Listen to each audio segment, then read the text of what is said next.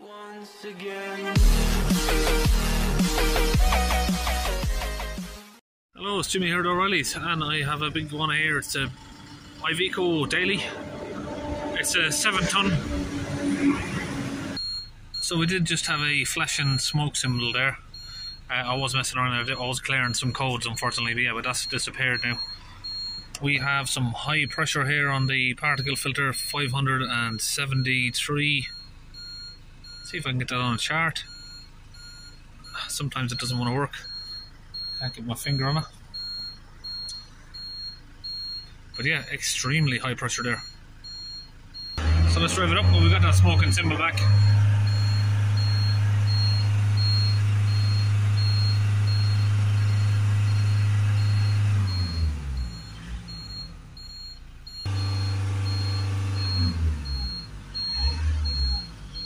Ooh, that's high. Okay, we're using the compressor here and the launch DPF cleaning fluid. We've got it just pouring in there. We're going to use that. We're going to connect it up to that DPF pressure sensor hose here that we have on the vehicle, and we'll spray the fluid in there, and hopefully we can get this pressure drop down. Okay, so just under the bonnet here we have the DPF pressure sensor here. 2 clips on it, and we just have to get that open. So it seems someone's had that open already, so it wasn't too difficult to pull that off. Okay, we've now got the gun hooked up to the DPF hose there. So you got 2 hoses on this vehicle. One is skinnier and one is slightly fatter. So that's the one that we need to put the cleaning fluid in, which is the slightly thicker hose. Now we can squeeze the fluid down there. We've got the engine warm on this, it's up to temperature.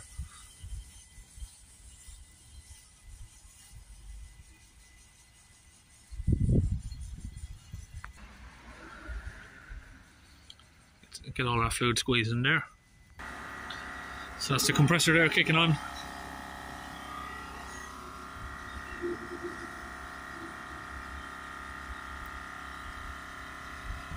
Alright, that's all of the fluid gone in. We'll let that sit for 5 minutes.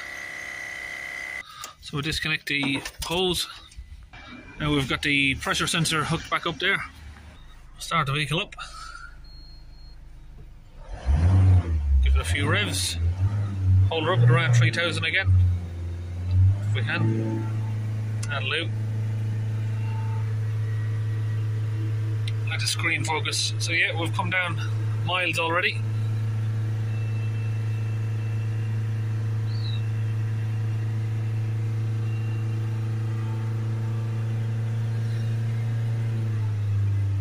Try and hold it around close to 3 if I can.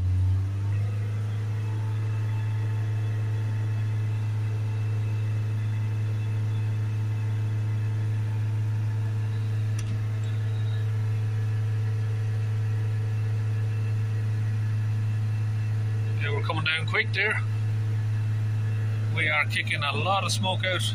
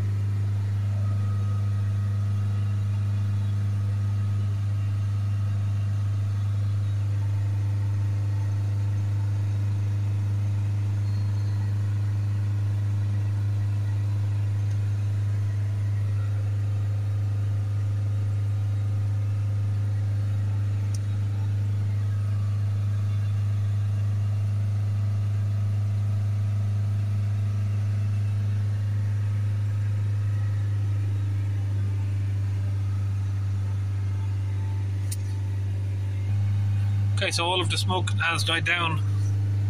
We'll now lower the revs down. Let it sit at idle. Let's see where we have the DPF pressure now. It's miles better, but it's not ideal. You want it under 10 really, if you can get it there. Okay, so we'll turn the engine off for a few minutes. Let it cool down a bit. Okay, so we're gonna clear these codes. Now, the only one I'm not sure about is this. inducement warning tampering exists. So I'm not sure if we're going to clear that one. Tampering. That to me kind of suggests that someone's tried sort of remapping it or something. We have exhaust gas flow above operational range, most severe level. So we'll get that cleared off now. That should be fine to clear that. So what we'll do is go to special function, components, replace, particle filter replacement. Now I'm going to clear the codes. Succeeded. Let's just check if they're gone. Yep. So we've had the engine running now for a minute. Just check if there's any codes again that's come back. Nothing's returned yet.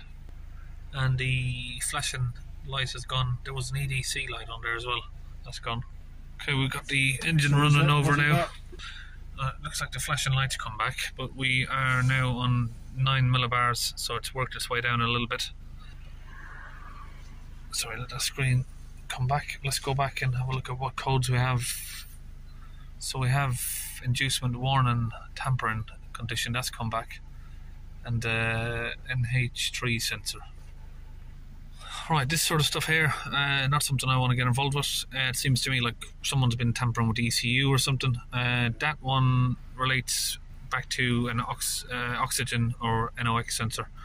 I think I'm going to send this over to a friend of mine at WV Autos so he can do ECU remaps and checking, so he can have a look at that. Alright, so that's the DPF all clean, the pressure's down nice, and the SCR system ECU tampering maybe. We'll have that sent over to Wayne and he can have a look at that. Other than that, we're all done. See you in the next video.